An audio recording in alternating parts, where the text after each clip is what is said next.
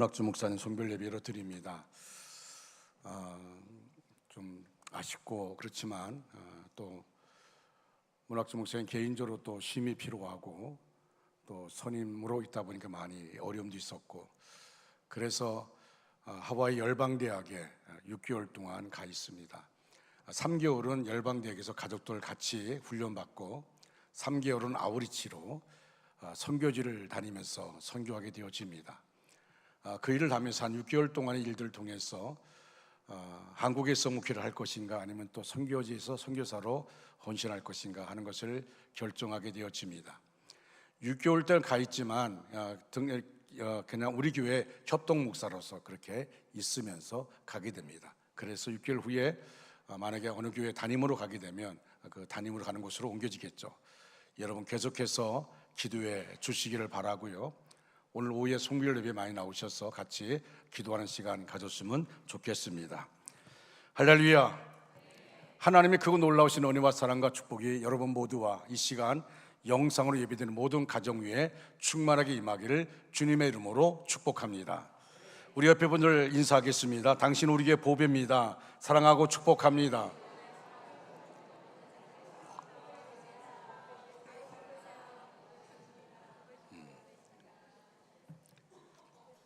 가슴에 손을 꽂고 우리의 신앙 고백합니다.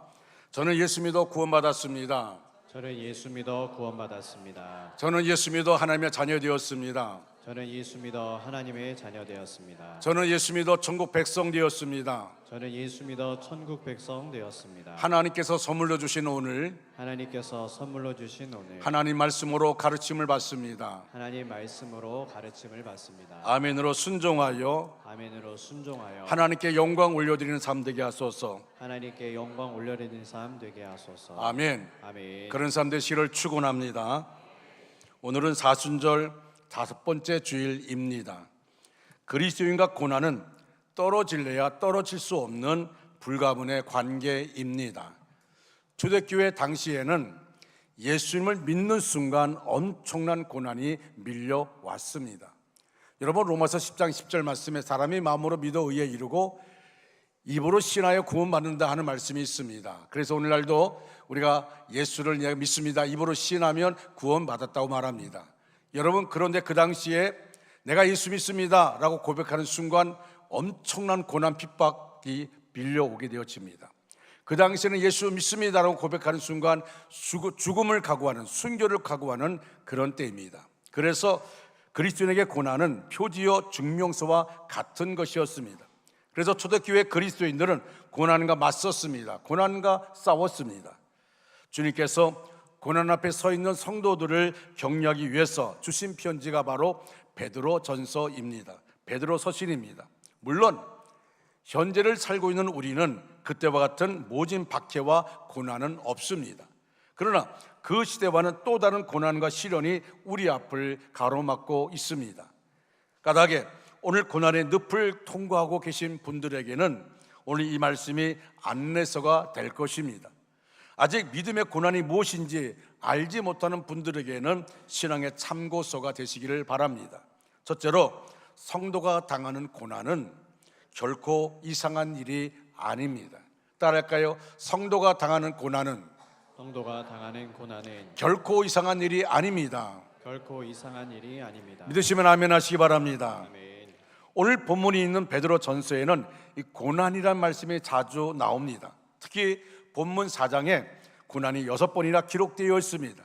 그리고 본문 12절로 19절에 고난이 4번이 기록되어 있는데 오늘 본문에 나오는 고난은 그 어떤 고난보다도 강조하고 있습니다. 12절에 너희를 연단하려고 오는 불시험을 이상한 일 당하는 것 같이 이상히 여기지 말고 라고 말합니다. 13절에 그리스도 고난에 참여하는 것으로 즐거워하라고 말씀합니다. 14절에 그리스도의 이름으로 치욕을 당하며 라고 말합니다. 17절에 심판을 시작할 때가 되었나니라고 선포하여 그 어느 곳에 있는 고난보다도 강한 의미를 말씀하고 있습니다. 사랑하는 여러분, 여러분은 어떤 고난 가운데 계십니까? 여러분은 주님의 고난에 동참하고 계십니까? 아니면 고난 당하는 것을 이상히 여기고 계시지는 않습니까? 우리가 예수 그리스도를 믿고 따르고 있는 성도라면 우리는 주님의 고난을 선택해야 할 것입니다.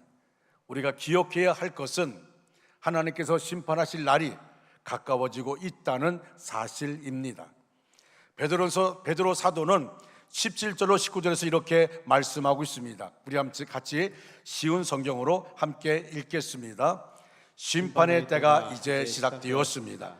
그 심판은 먼저 하나님의 자녀들로부터 시작합니다. 믿는 우리들에게도 심판이 있다면 하나님의 복음에 순종하지 않는 사람들은 어떻게 되겠습니까? 선한 사람들도 구원받기 힘든데 악한 사람들과 죄인들이 어떻게 구원받겠습니까? 그러므로 하나님의 뜻에 따라 고난받는 사람들은 하나님께 자기 영혼을 맡겨 두십시오. 하나님은 우리를 지으신 분이시니 우리 영혼을 지켜 주실 것입니다. 흔들리지 말고 옳은 일에 계속 힘쓰시기 바랍니다. 아멘. 하나님께서 심판하시는 날이 가까워지고 있으므로 우리는 더욱 주님의 고난에 동참하는 성도가 되어야 합니다. 오늘 본문 말씀은 하나님의 집에 있는 우리에게도 복음에 순종하는 성도들이 있는가 하면 복음에 순종하지 않는 교우들이 있다는 것을 밝히고 있습니다. 오늘 본문에서 강조하는 복음은 예수님을 믿는 성도들이 주님의 고난을 회피하지 말고 고난에 동참해야만 한다는 것입니다. 고난에 동참하지 아니하면 경건하지 않는 사람이고 죄인이라고 성경은 밝히고 있습니다. 왜 고난에 동참하지 않는 것이 경건하지 않는 사람이고 죄인일까요? 신앙의 원리는 예수님을 믿는 순간 성도에게는 고난도 오게 되어 있습니다. 빌립보서 1장 29절 말씀을 함께 읽겠습니다. 그리스도를 위하여 너에게 은혜를 주신 것은 다만 그를 믿을 뿐 아니라 또한 그를 위하여 고난도 받게 하심이라. 아멘. 예수 그리스도를 믿는 순간 고난도 뒤따라오는 것을 거부하는 것은 복음에 순종하지 않는 사람들이 되는 것입니다. 그리스도의 복음은 예수님을 믿고 따른다면 고난도 받아야 한다는 것입니다. 그런데 많은 교인이 주님의 십자가의 고난은 안다고 하지만 고난은 싫어합니다. 두 번째로 그러므로 고난이 왔을 때 즐거워하고 기뻐하라고 하셨습니다. 따라할까요? 그러므로 고난이 왔을 때 즐거워하고 기뻐하라. 아멘. 여러분 오늘 본문의 13절 말씀 같이 한번 읽을까요? 같이 읽겠습니다. 오히려 너희가 그리스도의 고난에 참여하는 것으로 즐거워하라. 이는 그의 영광을 나타냈을 때에 너희로 즐거워하고 기뻐하게 하려 함이라. 아멘. 예수 그리스도께서 재림하셔서 교회를 심판하실 때에 우리는 하늘나라로 올라가야만 합니다. 성도들이 진정으로 하늘나라로 올라가기를 원한다면 지금부터 예수 그리스도의 고난에 동참해야만 합니다. 교회 생활하면서 오는 어려움을 이겨내야 한다는 말씀입니다. 신앙생활에 조그만 어려움도 이겨내지 못하면서 어찌 예수님의 영광에 동참할 수 있겠습니까? 여러분이 어떤 모양으로든지 주님의 고난에 참여하는 것으로 즐거워하시기를 바랍니다. 물론 고난은 힘든 것입니다. 고난을 즐거워한다고 하지만 실제로 즐거운 일이 아닙니다. 그러나 우리는 고난의 본질과 의미를 깨달으면 즐거워할 수 있습니다. 베드로 사도는 13절에서 이렇게 말합니다. 그리스도의 고난에 참여하는 것, 그리스도의 고난에 참여하는 것. 여러분 여기 참여한다는 것은 함께한다는 뜻입니다. 주님을 홀로 고난받게 하시지 말고 즐거운 마음으로 그 고난에 동참하시기 바랍니다. 주님의 고난에 동참하는 성도에게는 하늘나라의 축복이 주어질 것입니다.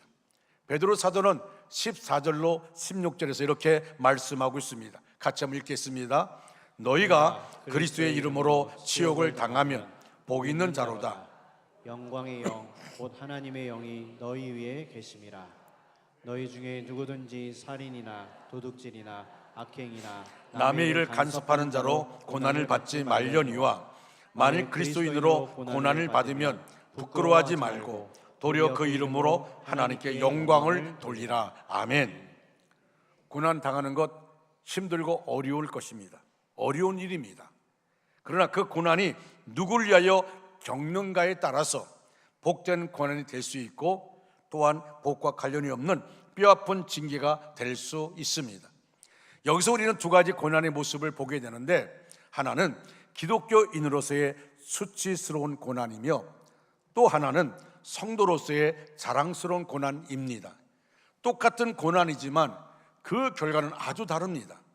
예수 그리스도를 위한 고난을 당해야만 그 고난은 영광스러운 면류관이 될 것입니다. 미국의 세델백 교회 리 원의 목사님이 있습니다. 그가 쓴 목적이 이끄는 삶이라는 책은 정말 한 2천만 권, 지금은 더 많이 팔렸을 겁니다. 많은 사람들이, 많은 교회에서 많은 목회자와 성도들이 이 책을 읽었습니다. 릭 워렌 목사는 태어날 때부터 병이 있었습니다. 뇌 기능에 이상이 생겨가지고 아드레날린이 잘 분비되지 않는 병입니다. 그래서 때때로 아드레날린이 분비되지 않으면 막 떨리게 되고 갑자기 기절하게 되고 온몸이 너무 아픈 통증이 다가온다고 합니다. 그런데 그 시시때때로 통증이 오는 곳에도 그것을 참고 설교를 해야 했습니다. 그래서 설교하다가 정신을 잃을 때를 대비해서 예비 설교자를 준비해 놓고 설교할 정도로 그렇게 고통의 시간들을 많이 보내고, 어떨 때는 아드레날린 주사를 맞고 강단에 올라오기도 했습니다. 매주일 설교할 때마다 그는 강단에 올라갈 때마다 이렇게 기도했답니다. 하나님, 내가 이 한 번 설교하는 것으로 족합니다. 이제 더 이상 설교 못합니다. 더 이상 설교 못합니다. 언제 어떤 일이 날지 모르기 때문에. 그래서 올라가서 설교하고 또 설교하는데 자꾸 교회가 부흥합니다. 그래서 설교 한 번 하는 걸 두 번 하게 됩니다. 그래서 또 기도했답니다. 두 번 하니까 너무 힘듭니다. 하나님, 두 번이면 족합니다. 더 이상 설교를 내가 할 힘이 없습니다. 근데 또 교회가 부흥하니까 이제 4번씩이나 설교하게 되어집니다. 그는 이렇게 고백했습니다. 나는 25년간 하나님께 이 질병을 고쳐달라고 기도했습니다. 하지만 이제는 질병 문제로 기도하지 않습니다. 이를 통해 하나님이 저와 함께 하신다는 것을 알았기 때문입니다. 할렐루야. 여러분, 그 매 순간 어떤 일이 자기에게 일어날지 모르는데 매 순간마다 하나님 자기를 도와주셨기 때문에 이제는 그 질병을 위해 기도하지 않는다는 겁니다. 중요한 것은 그 질병을 통해서 나에게 역사하시는 하나님, 나와 함께 하시는 하나님을 믿게 되었기 때문입니다. 여러분, 성경에 나타난 위대한 하나님의 사람들이 약점이 없었던 것이 아닙니다. 실패가 없었던 것도 아닙니다. 상처가 없었던 것도 아닙니다. 그럼에도 불구하고 그들은 주님의 은혜를 전적으로 의지했고 전능하신 하나님의 영광에 임재하여 하나님의 위대한 인물로 쓰임받게 되었던 것을 우리는 알고 있습니다. 약할 때 강함 주신 아버지 앞에 더 가까이 나갔다는 것입니다. 할렐루야. 어떻게 고난이 내 잘못으로 온 것인지, 아니면 예수님으로 인해서 온 것인지 알 수 있을까요? 예수님으로 인해서 고난을 받으면 원망이 없습니다. 고난이 오는 것을 좋아하는 사람 없을 것입니다. 그러나 예수님으로 인해서 찾아온 고난은 절대로 원망하지 않습니다. 힘들긴 해도 감사가 나옵니다. 여러분들이 지금 어떤 고난을 겪고 있는데 원망이 끊이지 않고 나온다면 그것은 여러분들의 잘못입니다. 그것은 주님의 고난과는 상관없습니다. 이쯤 되면 우리가 그 고난 때문에 회개할 때입니다. 예수 그리스도로 인해서 고난받으면 담대해집니다. 용기가 생긴다는 것입니다. 아무리 앞길이 멀고 너머의 산이 아무리 높아도 할 수 있다는 믿음이 생깁니다. 두렵지 않습니다. 주님께서 함께 하신다는 믿음이 생기기 때문입니다. 에스더처럼 죽으면 죽으리라 하는 마음 가져 나갈 때 모든 문제가 해결된 것처럼 우리가 하나님 앞에 냉정히 말하면 목숨 걸고 하나님을 섬기고 하나님을 의지하게 되면 하나님께서 우리의 모든 문제를 해결해 주실 줄 믿습니다. 감당한 능력 주실 줄로 믿습니다. 초대교회 성도들이 이로 말할 수 없는 고난을 그들이 당했습니다. 그러나 그들은 아무도 원망하지 않았습니다. 그들은 담대히 복음을 전하며 죽으면 죽으리라는 신앙을 가졌습니다. 여러분, 그래서 삶의 어려움들을 이겨나갈 수가 있게 된 것입니다. 여러분, 스데반 집사 보십시오. 돌에 맞아 순교함에 불구하고 그가 하늘을 우러러 바라볼 때 뭘 봤습니까? 보좌에 앉았던 예수님이 보좌에서 일어서서 두 팔 벌리고 자기를 향해 있는 것을 보게 되어집니다. 그 순간 스데반 집사는 죽음이 두렵지 않습니다. 돌에 맞은 고통이 두렵지 않습니다. 그는 도리어 이렇게 기도합니다. 저들의 죄를 용서해 달라고. 아버지 내 영혼을 받아 주시옵소서. 그 얼굴이 천사 얼굴 같더라고 그렇게 말씀하고 있습니다.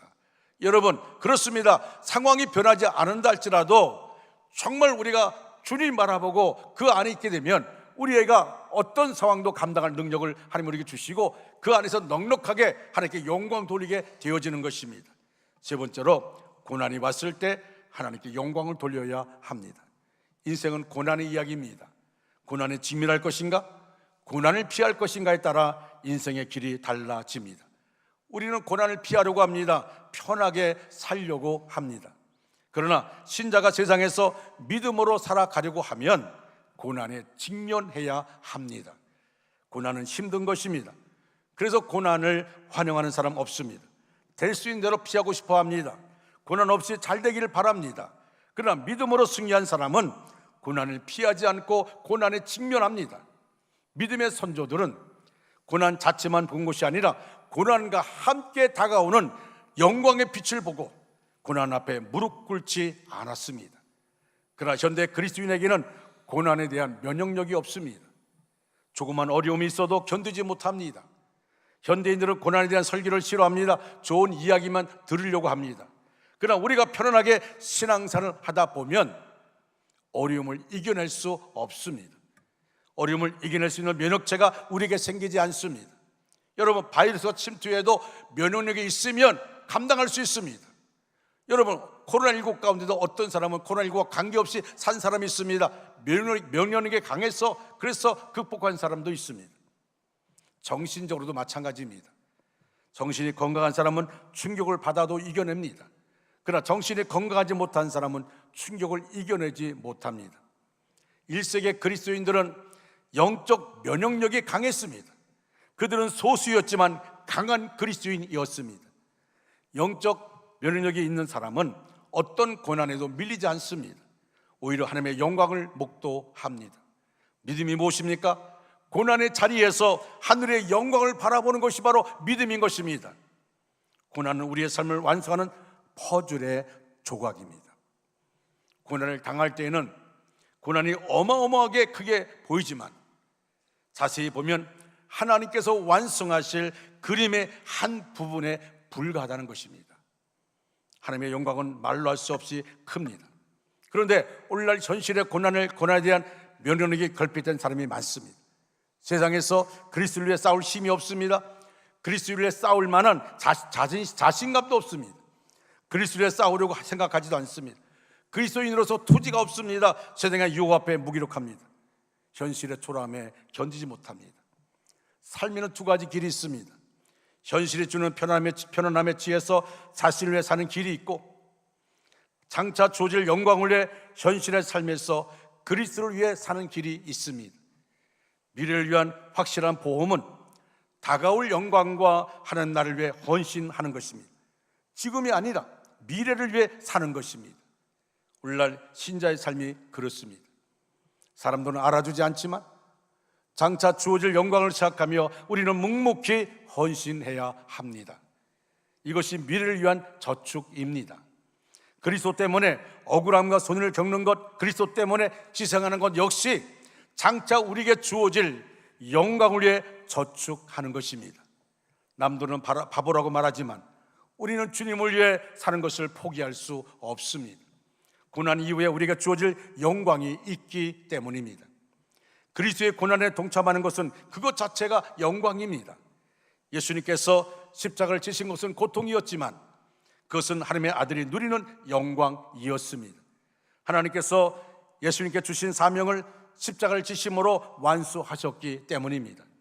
우리는 하늘의 영광을 바라보며 영생의 삶을 살아야 합니다. 육체는 죽어가고 힘든 일 속에 있다 할지라도 하늘의 영광에 눈을 뜬 사람은 환난 중에도 즐거워할 수 있습니다. 고난 중에도 즐거워할 수 있습니다. 그리스도를 만남으로 새로운 생명이 우리 안에 들어왔습니다. 할렐루야. 우리는 영생의 삶을 살고 있습니다. 부활의 생명을 경험하고 있습니다. 우리는 부활의 영광을 목격했습니다. 그러므로 고난이 올수록 우리에게 다가올 영광이 더욱 선명해집니다. 고난만 보이고 영광이 보이지 않는다면 그 고난은 비극이 됩니다. 그러나 영광을 본 사람은 고난을 이깁니다. 여러분 고린도후서 4장 17절 말씀 같이 함께 읽겠습니다. 시작. 우리가 잠시 받는 환난에 경한 것이 지극히 크고 영원한 영광에 중한 것을 우리에게 이루게 함이니. 아멘. 여러분 사도 바울 그러면 얼마나 고통이 많았습니까? 고난이 많았습니까? 죽음의 위기를 얼마나 많이 겪었습니까? 그런데 사도 바울이 이렇게 말합니다. 우리가 잠시 받는 환난에 경한 것이, 여러분 고난이 작은 것이 아닐 텐데 바울은 그것을 경하다고 했습니다. 아니 잠시라고 했습니다. 장차 누릴 영광과 비교해서 그렇게 표현한 것입니다. 장차 누릴 영광과 잠시 우리가 받는 고난들, 이것이 우리가 볼 때는 길게 느껴지지만 그렇지 않습니다. 어느 숲속에서 두 사람의 벌목꾼이 100년이 훨씬 넘어 보이는 거목을 벌채하고 있었습니다. 이 나무를 잘랐을 때 나무 나이테에서 독특한 점을 발견했습니다. 그것은 나이테 모양 중 5개는 다른 나이테와는 달리 아주 촘촘히 위치해 있었고, 그 5개의 나이테 바깥쪽으로는 넓은 간격을 두고 나이테들이 위치해 있었습니다. 한 벌목꾼이 아주 조밀조밀하게 있는 5개 나이테를 보고 말했습니다. 이 나무는 5년간의 가뭄 기간 동안 전혀 자라지 못했구나라고 했습니다. 5년간의 가뭄 기간 동안에 전혀 자라지 못했구나. 그래서 다른 벌목꾼은 그와는 다른 의견을 말했습니다. 물론 그 가뭄 기간에는 크게 자라지 못했지만, 하지만 가뭄으로 양분을 얻기 위해서 깊이 그 뿌리를 내렸고, 뿌리가 깊어지면서 이 나무는 성장할 수 있는 조건을 갖게 되었지. 인내를 가지고 고난을 이겨냈기에 이런 고목이 될 수 있었던 거야. 여러분, 조밀조밀한 나이테가 있었기 때문에, 그래서 그 나무가 살기 위해서 깊이 뿌리를 내렸고 뿌리가 깊어지면서, 그래서 이 나무가 거목될 수 있게끔 되었다는 것입니다. 이 5개 나이테 이후에 생긴 나이테를 보게, 나이테가 넓게 간격을 두고 생긴 것이 그 증거일세 라고 말했습니다. 고난은 항상 이 세상을 살아가는 우리와 함께 동행합니다. 우리에게 고난이 올 때 하나님이 주시는 고난에는 극복할 방법과 힘도 함께 온다는 사실을 분명히 알아야 합니다. 그것을 알고 활용할 수 있게 해주시는 비결은 오직 기도와 말씀뿐입니다. 인내입니다. 여러분, 지금 우리는 모릅니다. 아까 제가 말한 것처럼 퍼즐과 똑같습니다. 우리가 지금 당하는 고난, 퍼즐의 한 부분입니다. 그림의 한 부분입니다. 마찬가지로 지금 고난 가운데 있지만 그 지금 고난은 견딜 수 없는 그런 고난이라 할지라도 나중에 보면 내가 정말 나무가 거목된 것이 바로 그 오밀조밀한 그 나이테를 통하여서 거목이 된 것처럼 우리 인생이 그렇다는 것입니다. 사랑하는 여러분, 말씀을 마무리합니다. 인생은 짧습니다. 고난도 짧습니다. 영원히 지속되는 고난은 없습니다. 고난이 길어 보일 뿐입니다. 고난이 길어 보이지만 우리에게 주어질 영광에 눈을 뜬 사람, 영원한 영광에 중한 것을 본 사람에게는 고난의 길이 길어 보이지 않습니다. 그리스도인은 고난에 대해 소극적인 태도를 가지지 않습니다.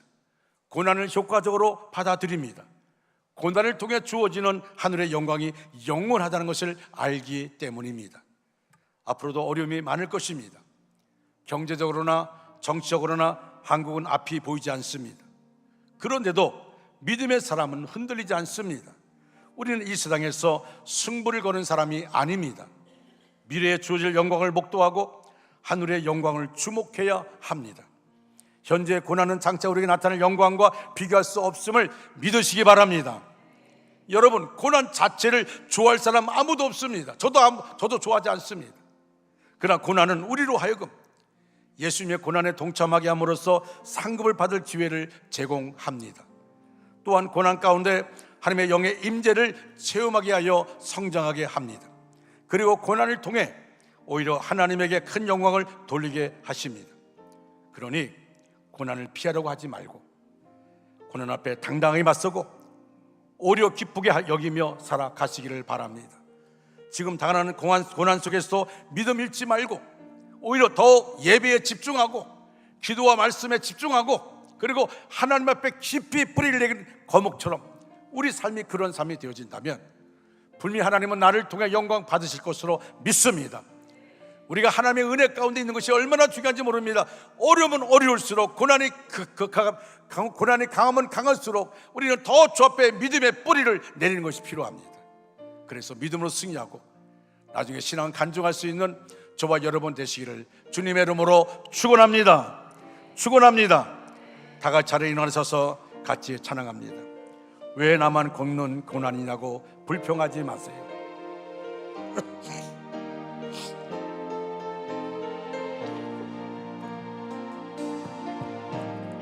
왜 나만 겪는 고난이냐고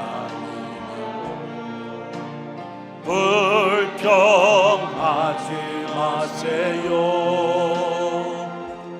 고난의 특권에 있는 주님이 주실 주고 미리 보면서 감사하세요. 너무 견디기 힘든 지금 이 순간에도 주님이 일하고 계시잖아요. 남들은 직접 앉아 있을지라 당신만은 일어서세요. 힘을 내세요. 힘을 내세요. 힘을 내세요. 힘을 내세요. 주님이 손잡고 계시잖아요. 아멘. 계시잖아요. 주님이 나와 함께 감을 듣는다면 어떤 역경도 이길 수 있잖아요. 왜 이런 슬픔 찾아왔는지,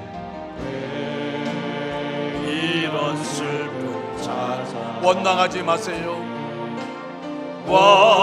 원망하지 마세요. 당신이 이런 것보다 주님께 받은 은혜, 보다 주님께 받은 은혜 더욱 많음에 감사하세요. 아멘. 감사하세요. 너무 견디기 힘든 지금 이 순간에도 주님이 일하고 계시잖아요. 남들은 지쳐 앉아있을지라도 지쳐 앉아있을 당신만은 일어서세요. 아멘. 당신만은 일어서세요. 힘을 내세요. 힘을 내세요. 힘을 내세요. 힘을 내세요. 주님이 손잡고 계시잖아요. 아멘. 주님이 나와 함께 감을 맺는다면 어떤 고난도 견딜. 우리 옆에 사람 손을 붙잡으시기 바랍니다. 힘을 내세요. 힘을 내세요. 옆에 사람 손을 붙잡으세요. 주님이 손잡고 계시잖아요. 잡고 계시잖아요. 주님이 나와 함께함을 믿는다면 나와 함께 감을 내 어떤 고난도 견딜 수 있잖아요. 견딜 수 있잖아요. 지금은 우리 구주 예수 그리스도의 은혜와 하나님 아버지의 극진하신 사랑하심과 성령님의 감화감동 내리로 충만 역사하심이 우리 전체 위에, 우리의 가정과 생업과 사업과 학업 위에, 원조 땅과 대한민국과 세계 도처에 흩어져 있는 선교사들 위해 이제로부터 영원토록 함께 하시기를 간절히 축원하옵나이다. 아멘.